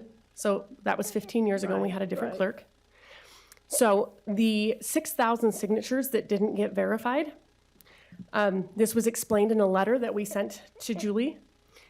Those signatures did not follow the process that was that was set forth by the legislature. I agree that that process is incredibly onerous. And I'm committed to working with the legislature to fix that process moving forward, because I agree that the process they set forward is onerous. I've reached out to the bill sponsor on that, and I'm hoping in the next legislative session that I can work with you and with the other people that worked on that referendum, and I'm hoping we can change that process to make it better, because I agree that the process that was set forth in the legislative session previously just didn't quite make sense there in the last part of that referendum. And so we can work on changing that. Those 6,000 signatures, what happened was, even if 100% of those 6,000 signatures had been valid, the referendum still would not have made the ballot. And I didn't think that it was a good use of taxpayer dollars to spend the time to continue to verify those signatures that came out of process, because even if 100% of them had been valid, the referendum still would not have made the ballot. And so as a fiduciary of your taxpayer dollars, I couldn't spend about $10,000 of additional taxpayer dollars to verify signatures that would have had to have gone to court to have a judge overrule the state legislature for me to have counted anyway. So at that point, that was a judgment call that I didn't feel like we should spend 10,000 taxpayer dollars to verify those signatures, when even if 100% of them counted, it would not have made the ballot. And even on top of that, we would have had to get a ruling from a judge to be able to count them. We had 23,000 names. There were less than 23,000 on the list. There was 23,000 that they turned in. Okay. So that was, and we only needed 22. But we had about 1,800 that had been invalidated because they didn't match, or they weren't a registered voter, or they didn't live in Utah County. So that brought you below the threshold that even if the 6,600, even if 100% of them had been counted, it still would not have made the ballot, because we already had, of the 14 some odd thousand that we had verified, we still had about 1,800 that either didn't match, were not registered voters, or did not live in Utah County. Well, I can tell you that some people, signatures have changed. My daughter became disabled. She cannot sign her name exactly how it was 10 years ago, or 5 years ago, or 3 years ago. And I had several people that couldn't sign their name exactly how they did it before, because they've got Parkinson's or they've got other problems. So it can't match exactly how they did it. We were very generous in how we approved these. And we did them out in the open. And the ones that didn't pass, we actually invited Miss Julie Blaney into our office, and she sat in our office for several hours, and one by one, we went through signatures with her and showed her the ones that we could not count. And we have a process called a cure process, that if someone's signature doesn't match, they have the ability to come and update their signature on file with us. Yes. When they vote, they are personally notified if their signature doesn't match, and they have an opportunity to update their signature with us when they vote. It does both. So if their record, for example, if their voter record doesn't match, then we'll pull the DMV as well. So we have access to both. We actually have access of up to 6 signatures. So we can do, for example, we can do their voter registration, we can do their driver's license, but we can also start looking at last year's election and what did their signature look like last year and the year before. So we can bring up to 6. But what I'm saying is, let's say, for example, that I was disqualified. So how am I notified that my signature was disqualified? From an election? Or from the referendum? So on the referendum, no, on the referendum, I'm not sure exactly how that process works. I would have to check with the staff on that. Yeah, because, so I was very actively involved in the referendum. And submitting the signatures electronically and verifying from my end and taking part in this very onerous verification of signatures.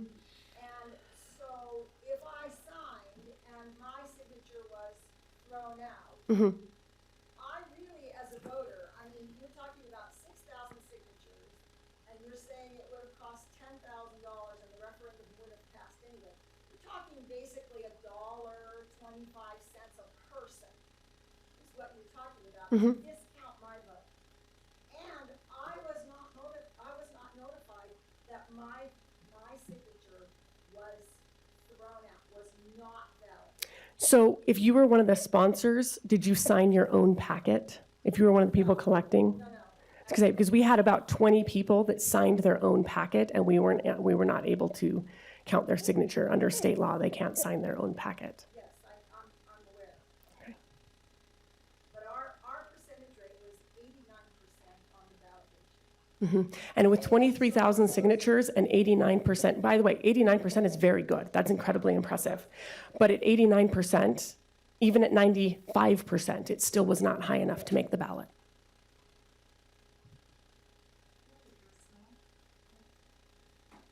Sure. Okay, come to the I podium. got one more quick question, then okay. Next year, when the tax notices come, we'll still have this extra $100 on our taxes, right? Which Forever it's $100? gonna be, forever this new tax is gonna be on our taxes. Unless there's a reduction. The rate will go down, but now that it resets kind of this amount, this is the new baseline amount. Yeah. So unless the law changes, it won't go lower than that. Yeah, but that's gonna take a legislative amendment. So it takes a legislative process to do that, huh? So we have to talk to the Utah state legislators to reduce that. Reduce what? To reduce the Reduce tax rate? 67.4%. Oh, no, the commission can do that. Huh? The commission can do that. You can do that, or, We set the tax rate. okay. So next year, we're still gonna have the 64.7% tax increase. Well, next year, you'll actually see a tax rate decrease, but you will pay the same dollar amount in taxes, most likely. Yeah, so this year I'm going to be paying an extra $100. Next year, I'll still pay that extra $100, the same amount, Yes. forever. And people who have, okay, this is my other question. People who have multi-million-dollar house, then do they pay 64.7% of that multi-million-dollar house? Well, so just to be clear, the 67% is not the rate. That's the increase in the rate, right? So the rate is like 0.000 whatever, right? Everyone pays the same percentage of the home value that they live in, Okay, assuming it's their primary residence. You get a discount on your primary residence. And then for a commercial property, or if you happen to own a second home, you don't get that discount. And you pay essentially a higher rate. thank you. Thank you.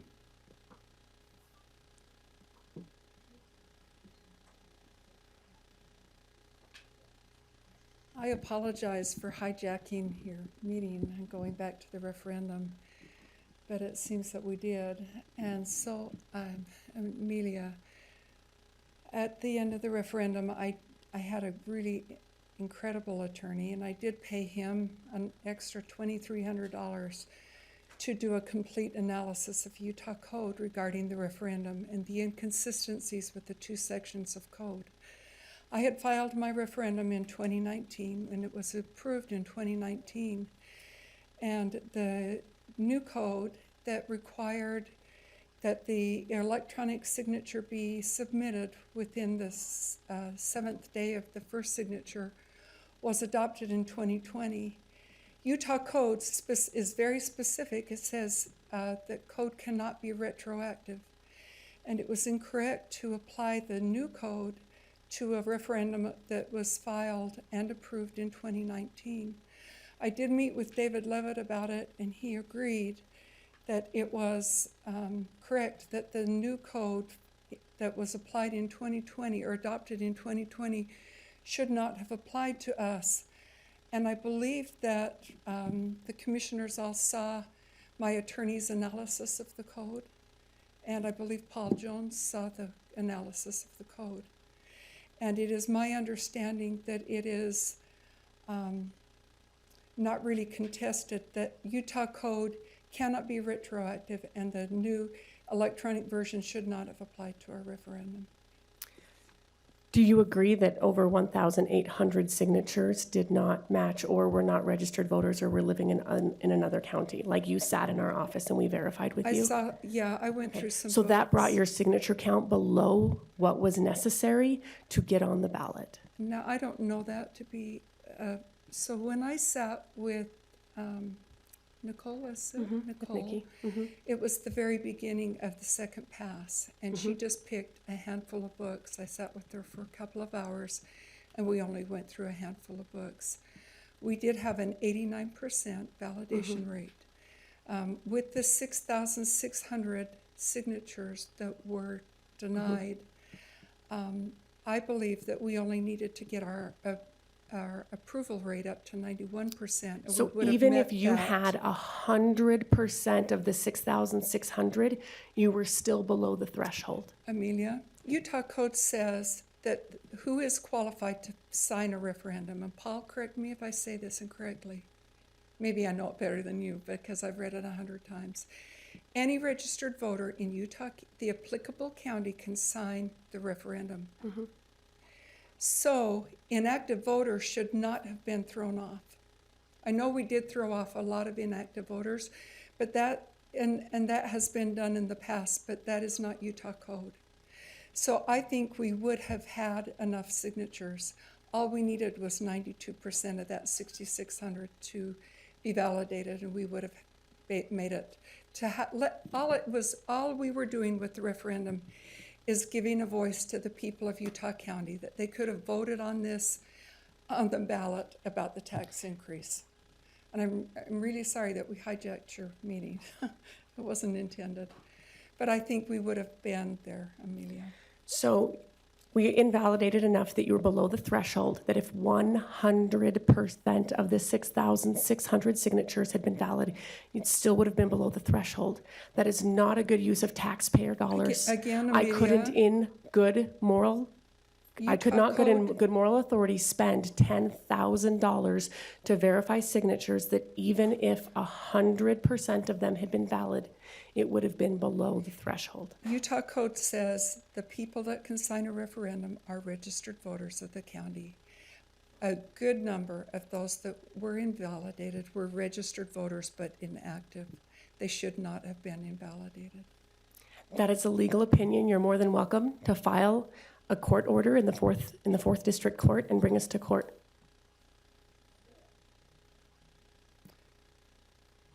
What I asked, I've already paid for an attorney to do a complete analysis, and I presented it to you three commissioners and to two attorneys, and it would have required that the county, in good conscience, make a decision to do the right thing instead of what was expedient for the county. So just a question about that. When you say expedient, I mean, are you suggesting anything other than following the law? I mean, I think Well, that's what the law was everyone. not followed, Tanner. So I'm saying, I just laid it out for you, the law was not followed.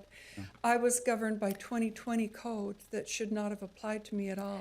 Julie, The the electronic- 6,600 signatures are not in play. We went off the voter rolls and we followed the voter rolls. If you would like us not to follow the voter rolls, which is not what law states, you absolutely could have brought us to court. You chose not to because your attorneys chose not to. No, I chose not to You because keep of going the- back to the 6,600 signatures. that you didn't count. Even if 100% of them had been valid, you would have been below the threshold. I can't, in good conscience, spend $10,000 taxpayer dollars to validate signatures that aren't going to matter on whether or not this gets on the ballot. For me personally, to bring the county to an action was very, very expensive. It would have required about $20,000 out of my pocket to ask the county to obey the law. The law that I should have been governed by was the 2019 code that didn't even require an The code did not change in electronic- 2020 that defines what a registered voter is. It was adopted by the county. In 2019, it had not been adopted yet, the electronic signature. The I think you code knew that, that, the Amelia. code that validates what or defines what a registered voter is was not changed in 2019, I'm and talking that's about not the the code. electronic submittal, the Okay. digital image. So- And those signatures would not have mattered. I know, but we lost an estimated 1,200 signatures. And I know, we lost an estimated 1,200 signatures because of the 7-day electronic submission time. See, and that should not have even We lost been in an play. additional 1,200 So just a couple of comments here. I mean, I think that it is critical that, I mean, I will vouch for the character and integrity of the clerk auditor's office. I think Amelia Powers did everything that she possibly could to give the petitioners the benefit of the doubt in this process. She was fully transparent. And that being said, I think this is so important because we're talking about government and we're talking about the rights of citizens to petition their government. And I think that's absolutely critical that your right to petition the government is not infringed. However, Amelia, all she can do is follow the law. And I feel like she really bent over backwards to follow the law and to be as transparent as possible. And so I really do. It's concerning to me that any resident, regardless of what the topic is of the referendum, would feel like their rights were infringed upon. And so there is recourse. I'm sure you could find an opportunity. You can have the right to audit it. You can sue. It can be overturned. If you're right that some of these laws have been applied, then we can look at that. Okay. I think that what I've heard is that even if some of these legal interpretations were in your favor, there still weren't enough valid signatures. But regardless, you certainly have the right, and you have if you find the right forum, which is in court, Okay. or through our county attorney's office and petition, every one of your valid signatures should be counted. And I think everyone in this room would 100% stand by you and support you in that.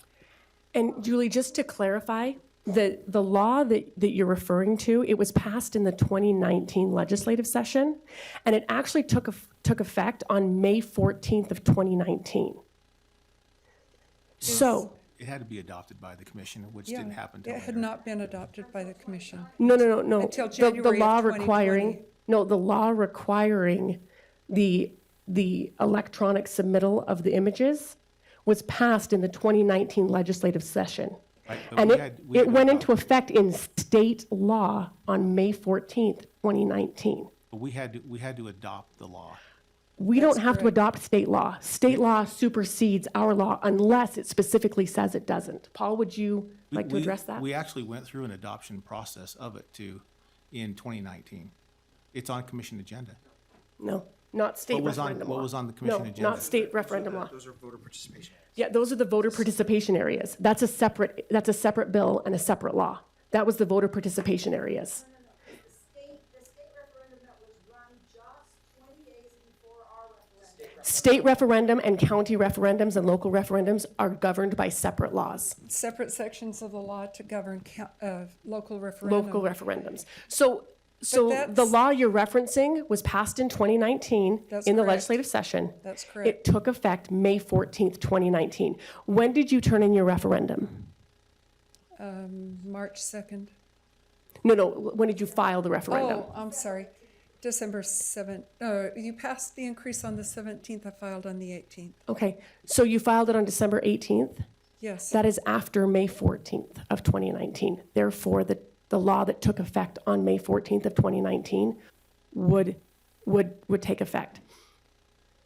But there's nothing, I, there's absolutely nothing in the law, and part of the analysis means that on the last day of the date that we were allowed to submit signatures, there is absolutely no way that those signatures could have been electronically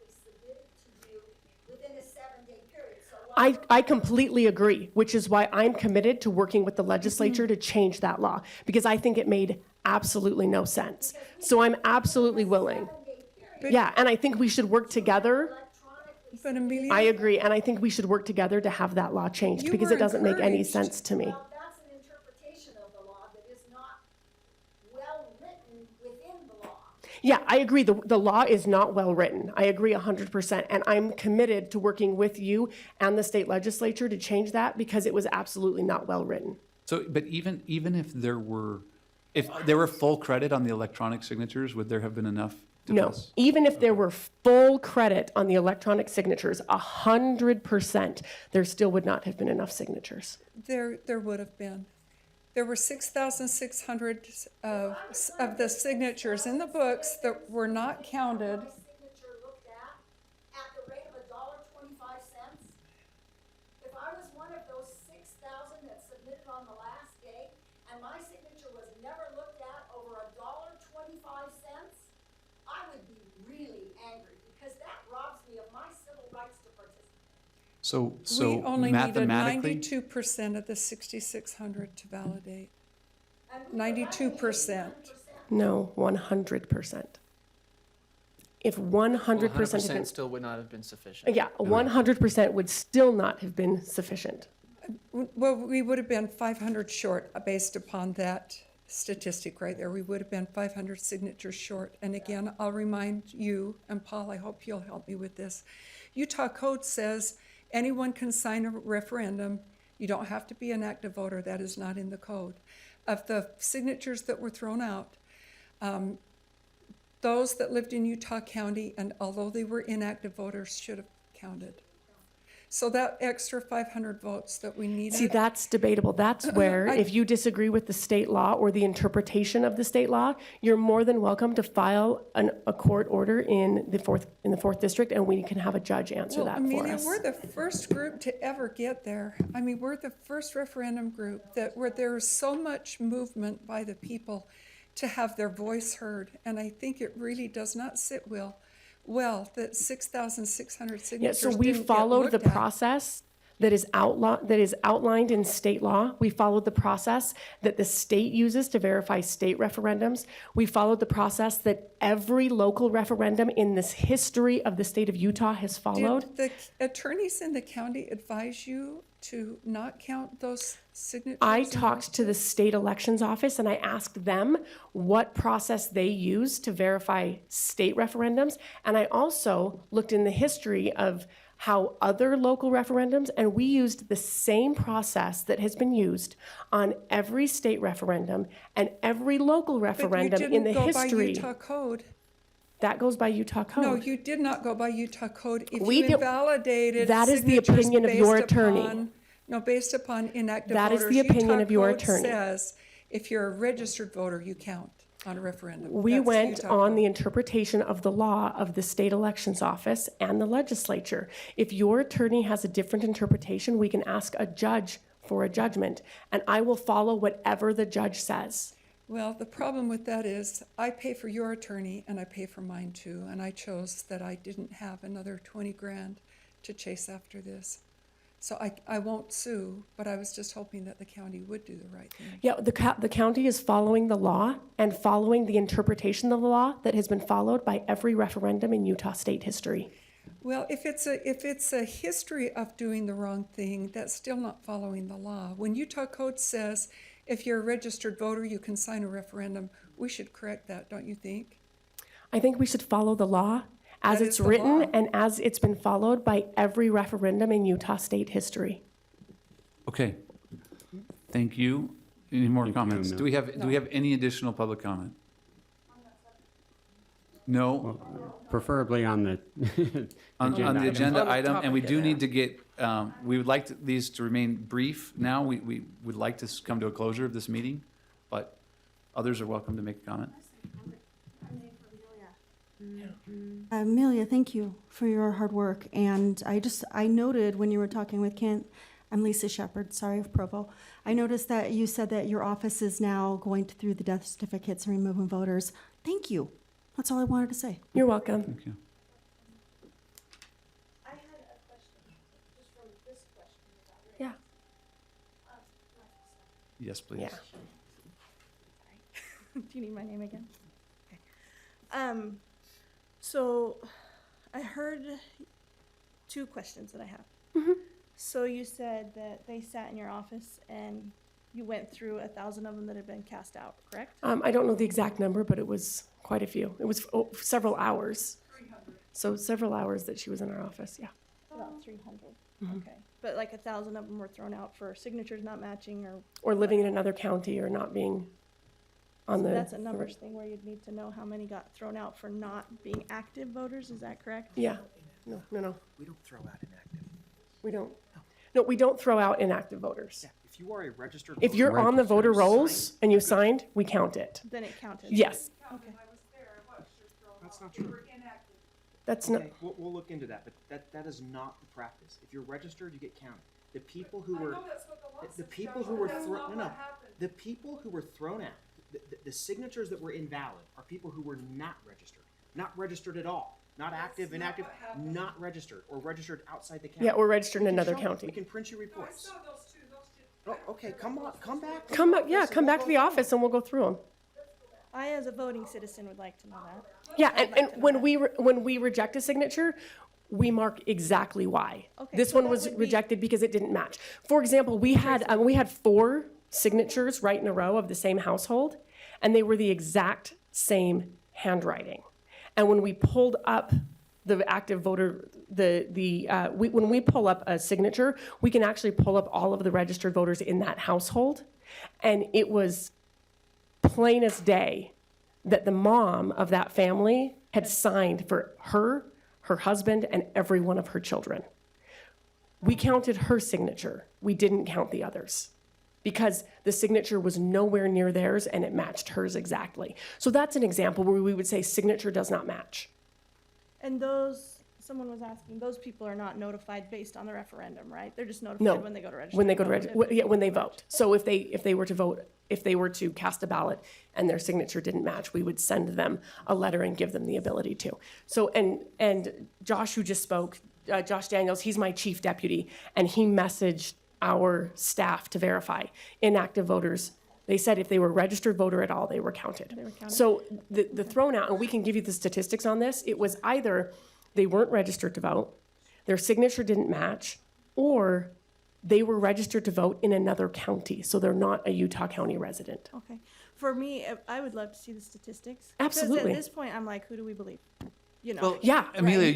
your office Absolutely. published a results. Yes, we finding did. of We this. actually published those results on our website. The letter that we sent the petition sponsors is published on our website.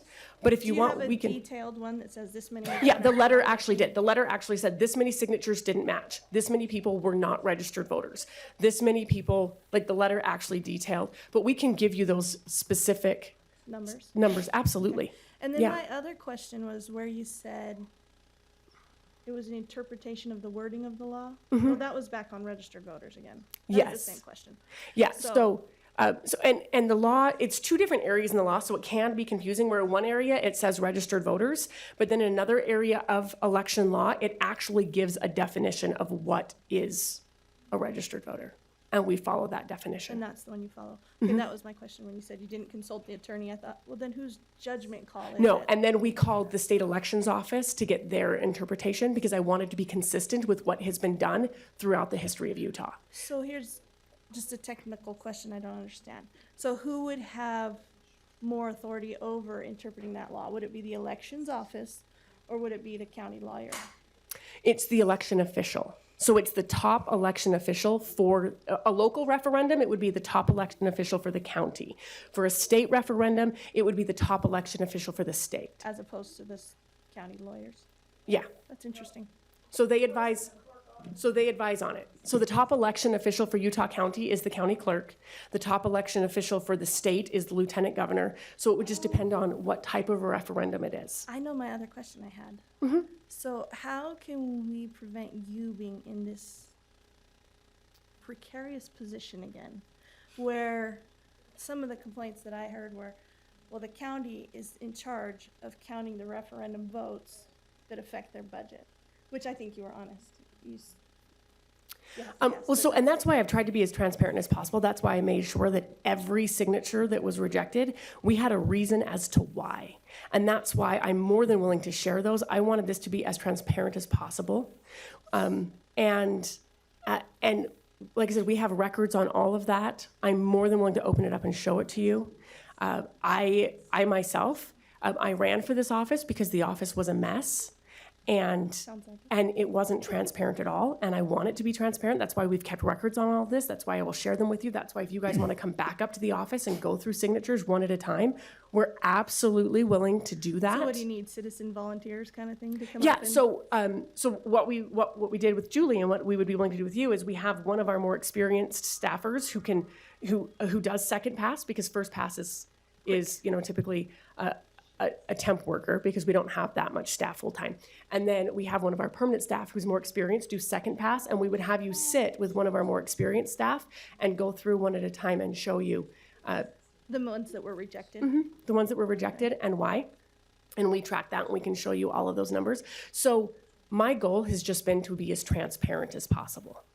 And like I said, I completely agree with you that those last 7 days, that made no sense. I'm willing to work with you and go to the legislature, and I'll testify before the committee. I'll testify before the legislature. I'll help get that changed because it made no sense, but that's how the law was written and I was required to follow that, and I'm willing to work to change it.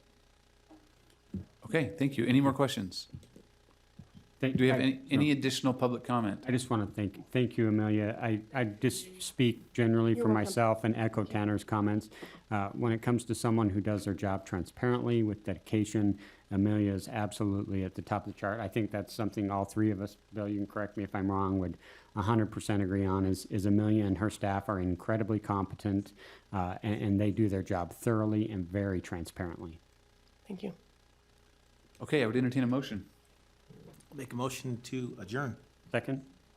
Motion second to adjourn. All in favor say aye. Aye. Aye. We're now adjourned.